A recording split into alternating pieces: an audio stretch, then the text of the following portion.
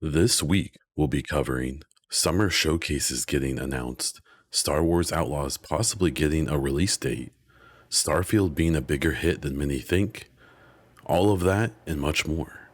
So sit back, relax, and let's have a chat around the bonfire.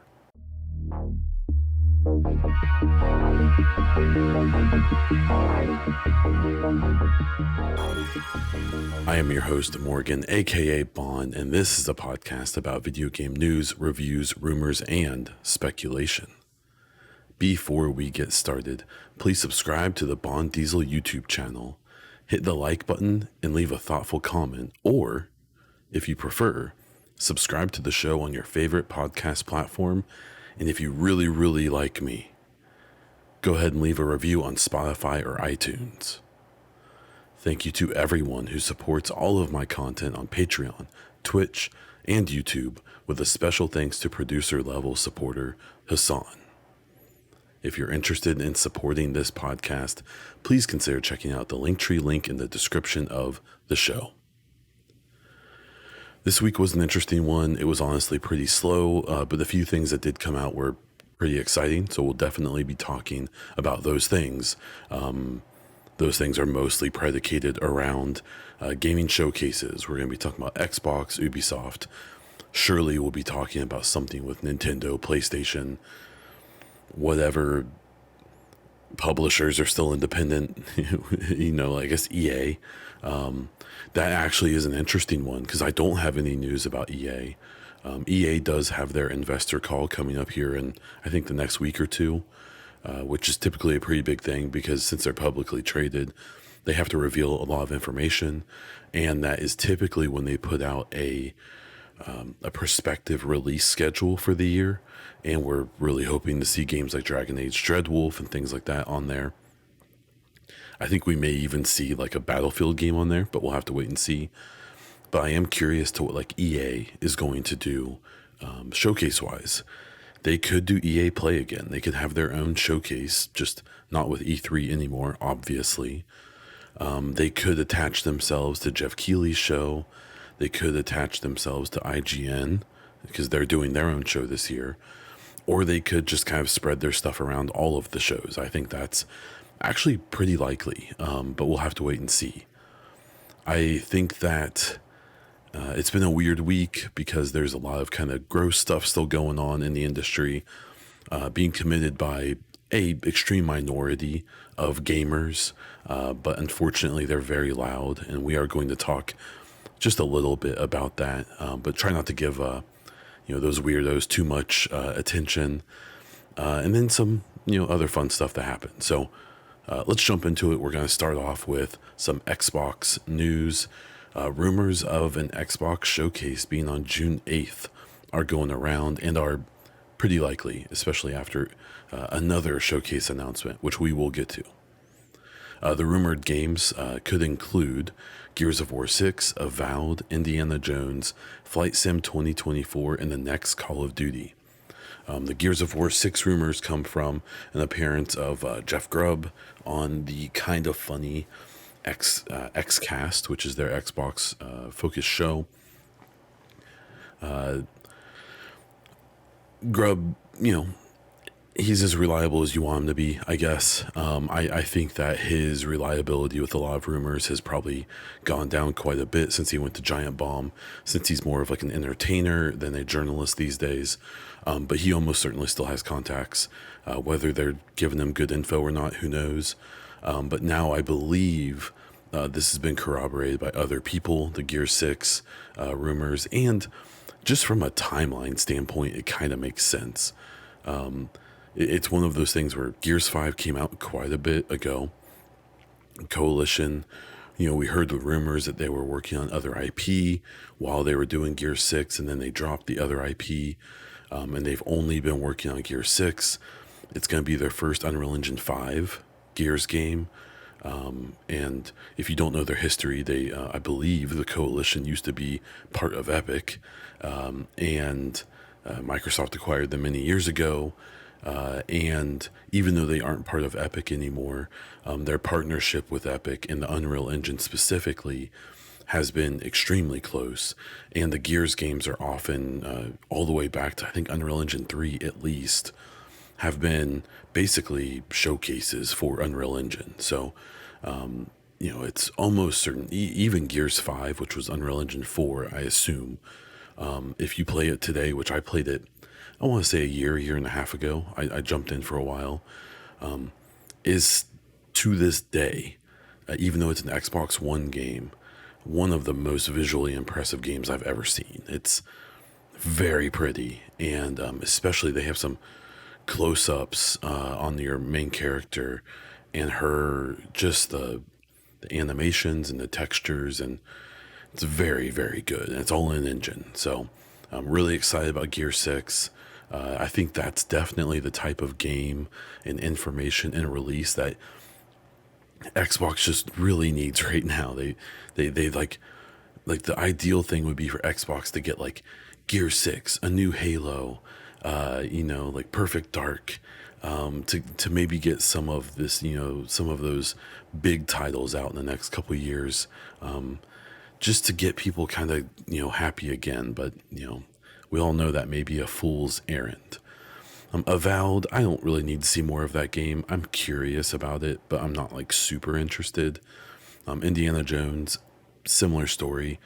Flight Sim 24, not really my kind of game, but apparently that game is like wildly successful and is like kind of quietly a really, really big game for Xbox, to just have a game that I think got like a 9 plus out of 10, and I think has like a really good Metacritic score.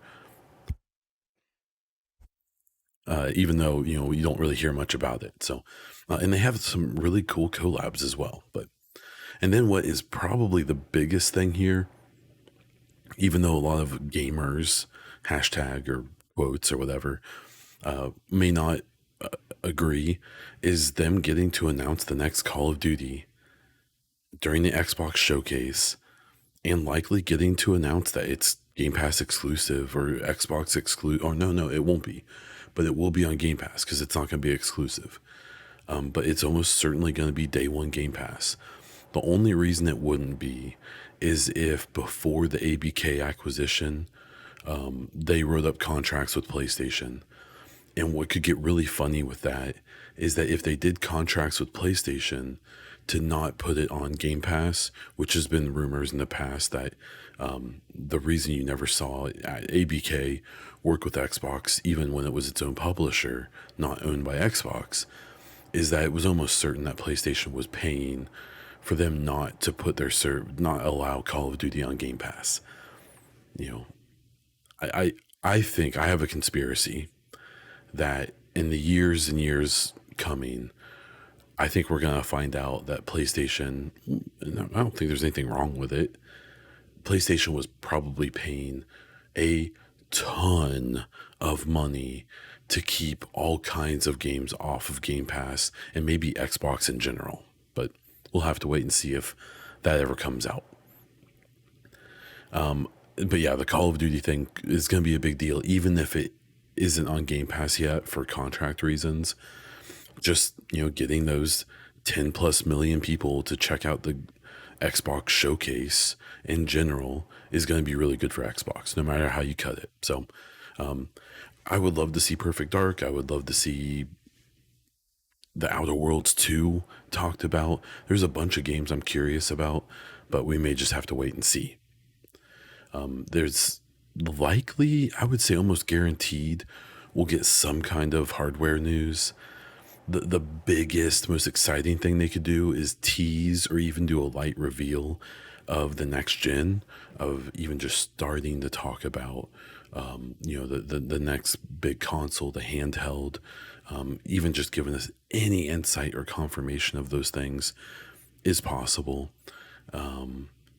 We could almost certainly, if they don't announce it before, we could see something along the lines of that digital Series X, the white one that's been shown off and is almost certainly going to happen, probably pretty soon, maybe even before this showcase. That is like a weird thing. We talked about it last week. Unfortunately, I just don't think that thing's really gonna matter to a lot of people. I think most of the people who have purchased Series X's have done it already. Um, the key is if it comes in at like a really good price point. Like I said before, Series X 499, digital 399, 1 terabyte S 299, and OGS like 249 or 200 even. Maybe that could move the needle. Maybe that could help them a little, especially with some game releases and some big announcements. We'll have to wait and see. There were also rumors about Xbox getting either an Elite or just a new base controller that has the haptics in it, similar to PlayStation. That could be kind of a dark horse reveal here, but we'll have to wait and see. Not really that long, as much as I don't want to admit that June is only 2 months away. It is. And we'll have to wait and see what they have. And it almost certainly we'll get some Game Pass announcements. We'll get some third party deals that they've done for new games that come this year that we'll see on Game Pass, either exclusive or not. And likely some, maybe slightly older games that are coming to Game Pass finally. And, I think they could do some splashy stuff there. We will see. The other bit of Microsoft news this week is talking a little bit about Microsoft possibly putting an Xbox AI chatbot into the Xbox ecosystem. The idea is that it would likely help with support inquiries as well as refunds. It's weird. It just depends on how well it works, right? If you can bypass having to deal with a real person and it works, then that would be great. If it ends up being a big hassle, obviously people are going to hate it. And if somehow people find out a way to make it really racist, people are going to hate that too. So we'll have to wait and see.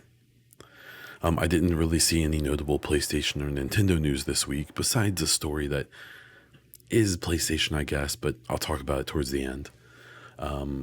Some exciting non-platform news was that Star Wars Outlaws by Ubisoft Massive, the same studio as The Division 1 and 2, it's getting a story trailer on April 9th. And I personally am predicting it's almost certainly going to end with a release date. What I will talk about, we'll get to it.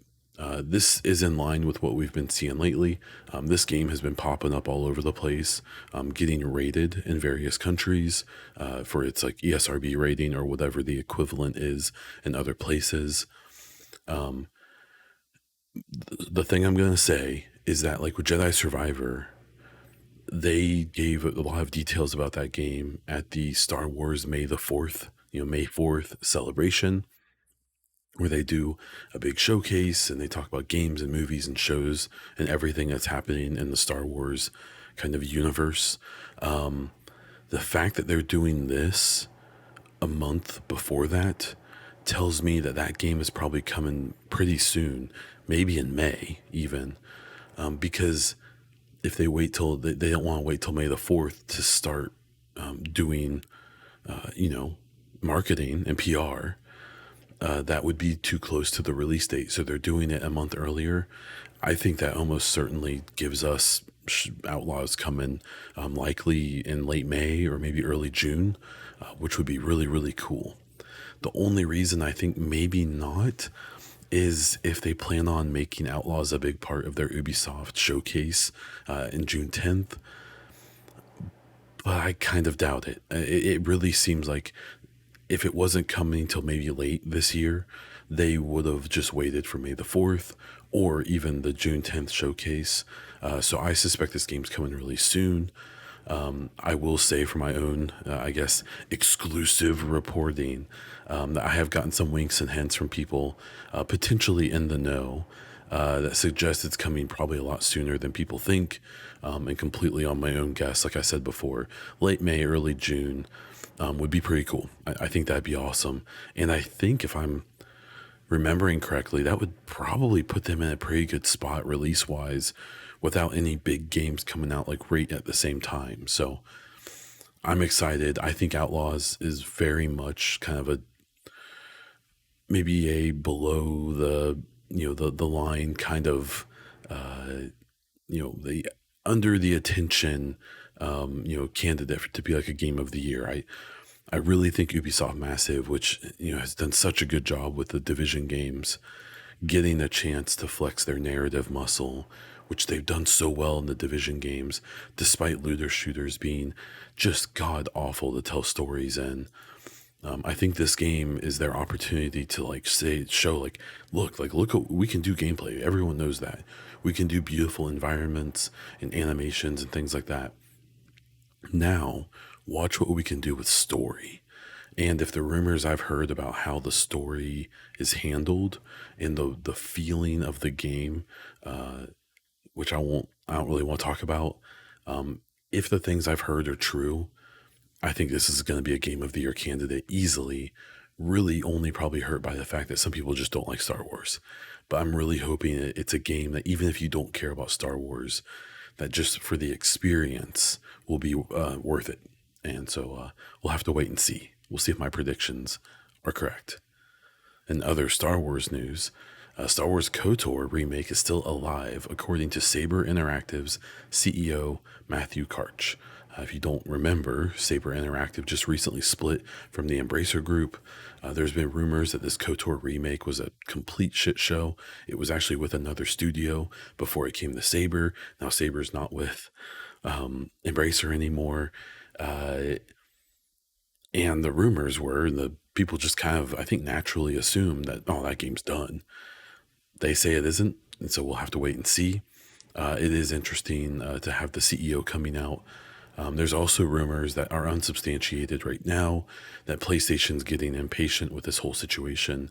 And, we could very well see them pull themselves off of that project because the game, the KOTOR remake, has been announced, I believe, to be a PlayStation exclusive, almost certainly just timed. It would probably be 6 months to a year.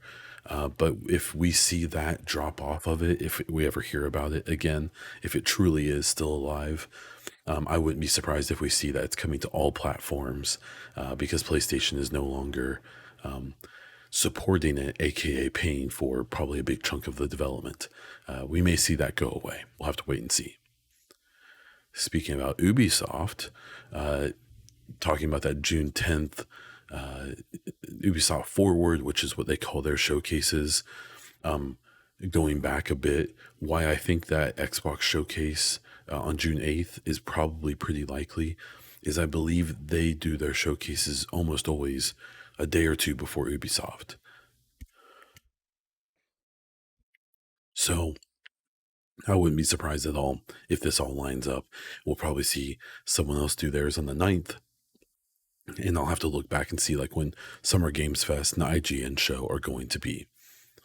What's interesting about the Ubisoft thing, I'm expecting we'll see something from Splinter Cell, the Division Heartland, probably the next Far Cry, I can almost guarantee, as well as hopefully some other long-awaited projects. I would assume that we may see something from the Ubisoft Paris team and what the next Ghost Recon is going to be. We could see something from, I'm trying to think if there's any other. I mean, surely we'll get something else from Rainbow Six one day that isn't Siege and isn't that god awful Outbreak, whatever they made, that terrible game Extraction. Surely there's something coming from Rainbow Six eventually. Man, I would love to see a Vegas remake or continuation, but I fear that is not in the cards. But yeah, Ubisoft Forward last year, I'm biased, I know it, but I still think fairly objectively, I think Xbox had the best showcase last year. I think Ubisoft had the second best one, honestly. I thought Summer Games Fest and PlayStation were pretty weak last year. That's not like a complete console war thing. I mean, PlayStation, it kind of makes sense. They released Spider-Man. That's their only first-party game they've released since God of War Ragnarok, and probably nothing else until mid-2025 with maybe Wolverine late in that year. So it kind of makes sense that their showcase wasn't super great, especially if they've been canceling all those other projects. And Summer Game Fest is just, it's too long and doesn't have enough big hits, even though it does typically have some stuff. Ubisoft Forward, especially this year, with a bunch of these potential, things they could show us, could end up being like one of the best shows. As much as people like to dunk on Ubisoft, Much of it they have earned. I think it could end up, being a pretty good show. So hopefully they prove me right. We had an interesting report from Newzoo, which I believe is a kind of like analytics company.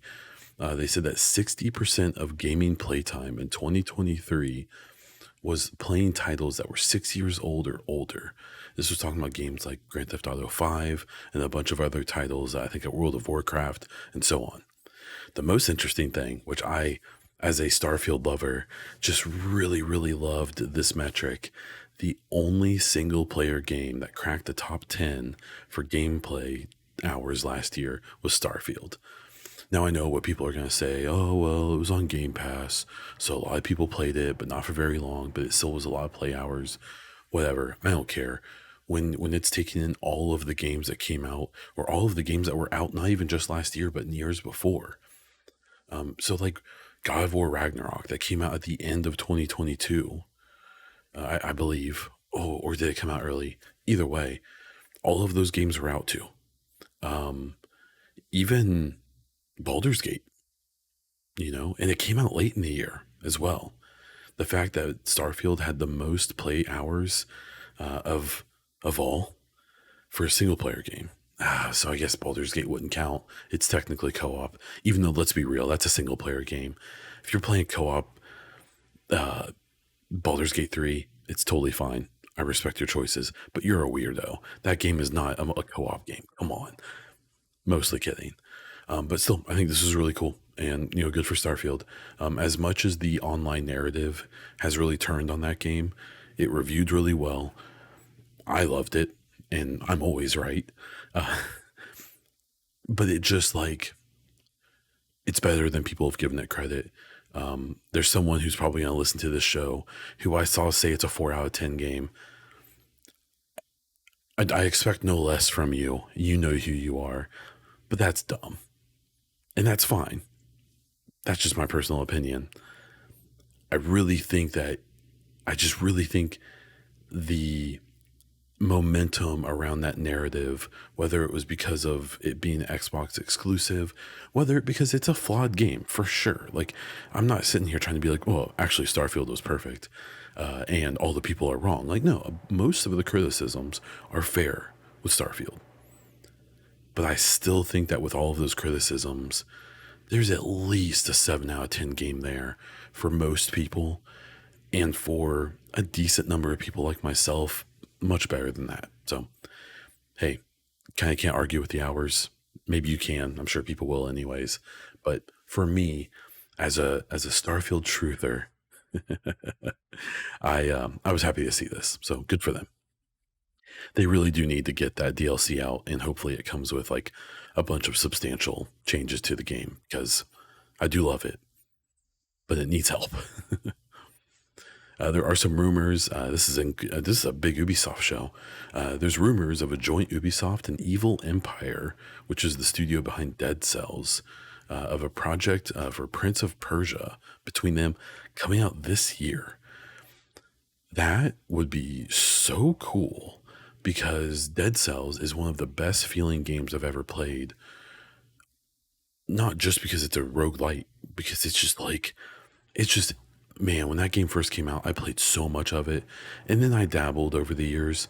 But when that game first came out, I played a lot of it. And it was so fun. Such a good game. I would love to see them give us their rendition of Prince of Persia, which is wild because from Ubisoft, from themselves, just this last year, or was it this year? I can't remember. They put out a really, really good Prince of Persia game that they made, a side scroller kind of old school version too. So Prince of Persia is getting kind of a renaissance, even though it's not in the way you would think. Like, I think most people would assume a new Prince of Persia game would be some Ubisoft open world tower climbing adventure game, right? But now we're probably going to get two within a year that are side scroller and are likely extremely good, both of them. So good for them. That's awesome. This is the one downer I think I wanted to talk about was this. So if you aren't eternally online, especially on Twitter, You're so good. You're so lucky. You're so smart. Good for you. But if you are, and you're especially if you're in tune with the gaming community, you'll know that there's this Gamergate 2 thing that a bunch of these dorks are trying to get off the ground. A few people are fairly notable, I guess. One of them is a game dev that worked on, I think it was World of Warcraft, like 20 years ago, and hasn't done anything notable since.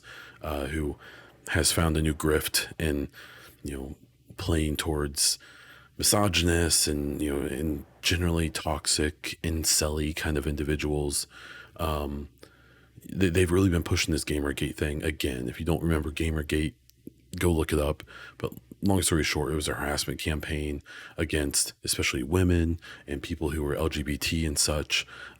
Years ago, that a bunch of these mostly probably white dudes, they probably look a lot like me, didn't like things that people were saying and had this harassment campaign basically that was really awful. And so there's a bunch of dudes who unfortunately look a lot like me, doing this again. And it's over DEI or this kind of push. And I'm sure most people have noticed it in the last 5 to 10 years. We're seeing a lot more characters, main characters who are women, who are not white, who are, maybe gay or trans or whatever LGBT designation, that they apply to themselves. And there's even some consultancy groups and stuff like that who have members of those communities in their studio who will go and do consultant jobs with games of all sizes in their studios who are making them to say, like, hey, show us what you're doing. We'll give you our take on that. And, like if your game is trying to be inclusive, to make sure it's, not doing it in kind of like a toxic way. Or if it's not being inclusive enough, hey, here's some tips to make more people feel welcome in your game than maybe currently do. So there's a bunch of these dorks that think that this is making any women in games ugly. That there's all this proof that these just pathetic losers have put out there showing that like there's no attractive women in video games anymore, which is just like objectively false. But whatever, it really kind of took a different step this week where one of these idiots in particular basically made a targeted harassment list for their decent follower base, and especially these rabid weirdos, to target a bunch of community managers who dared to have opinions that this person doesn't like. One in particular was Leona Rupert, who is a former Destiny community manager, and they pulled a bunch of tweets from 3 or 4 years ago. It was really frustrating because, look, I do think sometimes you see people who are, you know, kind of maybe trying a little too hard to be like the ultimate allies to everyone. But I will take that over someone who is some gross, toxic, just waste of breath any day. So even if I think someone's being maybe a little performative or a little cringy about some of their takes, who cares? That's fine. I really don't care. In particular, what happened with Liana was that years ago, literally, she made a point. One of the tweets that these idiots are harping on, that basically there can't be racism against white people, and she kind of explained it a little bit, but not enough. And what's frustrating about it is that all of these tweets are obviously taken out of context. And if you've looked into this stuff, you'll know that it's especially for the United States an issue of like systemic racism. And the whole idea is that because for much of our history, you had old white guys in charge of everything, and intentionally or unintentionally, often intentionally, they set up things in the system, in the government, state government, local government, and all of every program. Things are set up that benefited, for the most part, white people, especially white men, and didn't benefit people of color, women, everything like that. Systemic racism, right? While those things are slowly changing and improving, it's still an issue. And the whole idea is that technically white people can't be a victim to that because they're the oppressors, right? Now, the problem is, so you say, like, yeah, white people, you can't be racist against white people because they're the ones with the power. It's true. And what I think these people ignore purposefully is that that doesn't mean that other groups can't be prejudiced against white people. Every group, every race, every culture, basically everyone I've ever met is prejudiced in some ways to different severities against different types of people or cultures or groups or whatever. So everyone can be prejudiced against other people for reasons, personal reasons. Maybe one person is prejudiced against someone for some reason, or entire groups are prejudiced against others. Yeah, and that sucks. And sure, that means that white people can be prejudiced against them. Absolutely, no doubting that. But these people really focused in on this one point that she made, took it completely out of context, and really, really harassed her and anyone who spoke out with her. And then they pointed out a bunch of other tweets where she basically was doing the kind of, I do consider myself a liberal. If you like that or not, I don't really care. Um, she did have a lot of like white people bad tweets, but who cares? She's just some lady. She has opinions. If you don't like them, don't pay attention to her. But their whole idea was that all of these community managers who dared to have any of these kind of opinions must be pushing that opinion on the games that they're community managers for, and therefore are ruining those games. And that's just not true. It just isn't. One of my favorite things is in The Division. I'm a big fan. I've been around the franchise for a long time. This game, you would think that it is made, at least in some ways, by a bunch of redneck Americans who love guns and shooting things and blowing things up and killing anyone who looks wrong, right? What you'll find is that most of the developers on The Division are hyper lefty Swedes, or people from other countries who are very not conservative, working, and they just love the game. And so, even if the game is completely against a lot of their own values and opinions and preferences, they still make this game the way it is. And I'm sure it'll happen one day, but so far, I've never seen anyone accuse The Division of being woke or whatever stupid term they've decided to weaponize that month, right? So it just sucks. What's really frustrating about it is that the big names, the people who have the most notability around this thing, even if you don't like the things that Liana said or these other people said, even if you don't like my opinions and all of that, the big issue is that a lot of the folks who are pushing this targeted harassment campaign, which it is, even though they have come out and said, please don't harass these people, just ask questions, which is BS, obviously. They're trying to bully people and corporations into doing what they want. The same thing, by the way, which they're accusing the people that they're harassing of. It's just, what's frustrating is that the big names in this are likely mostly doing this just to get clicks, because they all have blue check marks on Twitter. They all have YouTube channels that are monetized. They're making money. It's a grift. They're making money off of this. And what's unfortunate is how many of the people who are helping them are, whether they're really into it or not, whether they're dumb or if they're just enjoying the trolling or whatever, there's a lot of people pretty passionately pushing this stuff. And I'm a live and let live kind of person. Believe what you want to believe, think what you want to think, whether it's, in my opinion, stupid or not. But once that stuff starts impacting other people, and once you start, harassing people, attacking people, making people feel bad, trying to get people fired from their jobs and stuff, that's when it turns into something different. That's when it no longer is just you having an opinion, but it's you kind of trying to press your opinion on others, as well as this whole idea of basically abusing, any notoriety that you have. And the big issue is that if Twitter was a decent platform, these things would be clearly marked, which is one of the things you can report on Twitter is targeted harassment.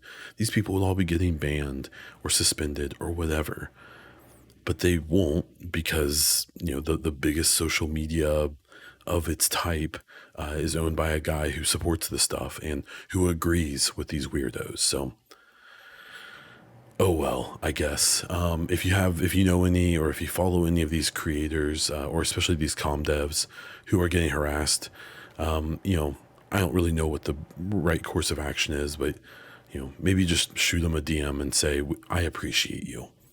If you hate everything I just said and it made you never listen to me again, that's fine. Happy trails. A couple more stories before we wrap up here. Jim Ryan claims that PS2 sold 160 million copies or units, which is 5 million more than previous reports, including Sony's own website says, and conveniently puts it out just a little further ahead of Nintendo Switch as it begins to kind of approach that sales record. That obviously means a lot, at least to Jim Ryan. What I found really funny about this is that there's a lot of people who think Jim Ryan, as one of his last gasps before he left the company, wanted to be like, no, Switch won't outsell us. I'm going to make it a higher number. No one can prove me wrong. And it's funny because if you've listened to the show long enough, you'll know that I think PlayStation's obsession with unit sales is weird. I think it's hurt their games. I think it's probably hurt their company in the long run. It's obviously been very good for them in the short run, the last gen or two. But I think that, refusing to put games on PC for literally multiple years, for no real reason other than trying to force people to buy your hardware, is just a bad look. I think it's anti-consumer. I think it sucks. And I think that this last gasp by Jim Ryan probably shows you who was the reason that's been happening. Again, I think it's probably been financially successful for them, at least so far. I think it won't stay that way. I think that even the current CEO, the interim, has even talked about maybe loosening that up and releasing games on PC or other platforms earlier than they have been. But it just was so funny that this is the way that turd would go out. I mean, he was very successful for PlayStation in the metrics that people seem to care about. But I really think that obsession with always selling the most units, selling more consoles, probably hasn't been the best, at least not for consumers. And I'm curious to see how PlayStation may soften their stance on that over the years. It won't happen overnight, obviously, but I bet we see games coming to PC and maybe even Switch or other platforms a lot faster now that Jim is gone, because I think he's laid his cards out pretty clearly of what he cares about. So, we'll have to wait and see. The final story here is that Dragon's Dogma 2 has surpassed 2.5 million units sold. That puts the Dragon's Dogma franchise over 10 million units sold. Good for them. That's really cool. I really liked Dragon's Dogma for the first 5 or 10 hours. I got into the 20 plus hour range. I think I'm close to 40 now, and I'm done. I didn't finish the game. I made a whole video about this, but once I look up the ending cutscenes for a game, that means I'm probably done, which is what I did. The combat is pretty solid in that game, even though because it's the same combat as the first game. But every other thing about that game, the environments are really good too, but everything else, the interactions, the reactivity of the world, the RPG elements, the gear, the enemies, the encounters, the random stuff, the side missions, the main missions, the story in general, the romances, all of that stuff just feels so half-baked to me. It just feels so half-finished. In some ways, that game feels like a game that came out in 2024. And in some ways, that game feels like a game that came out in 2010. It's really weird. And it's frustrating because if even half of those things felt finished and fleshed out, this would be one of the greatest games ever made. But instead, I think once you've seen it enough, it's really interesting. You can tell that a lot of the reviewers who gave this really high scores, I bet they played like 10, 15 hours max. Because I think the sentiment from people who have played a lot more of it has been a little more honest. And you can even see it in like what I've seen in the discourse about the game, that it seems like most people who play, your first 5-10 hours, it is great. It's so cool. So many things happen where you're like, oh, wow, that's crazy. But then the facade starts to fail around 20 hours, 25 hours, 30 hours, especially as you get to the latter part of the game. I think it kind of falls apart. And maybe DLC fixes it, maybe updates fixes it, maybe mods fix it. I don't know. But it's one of those games where I can see why it reviewed well, and I think that a bunch of those reviewers should have to answer very specific questions about where they were at in the game when they gave it the score they gave it. But that's just my opinion. It would have been a hard game to beat before reviews were due. But hey, I know it's a crazy thought that maybe just because the embargo is up, you don't have to put out your review. Maybe you could finish the game and give a real review. Just my opinion. I'll leave it at that. And that's where I'm going to wrap it up. Thank you so much for listening to this episode. Please consider supporting all of my content by watching, listening, sharing, and following my socials. Throwing a few bucks my way at the Linktree link in the description of the show below. Or, I don't know, just leave a comment or something. That's all I have for this episode of the Baunfire podcast. So, until next time.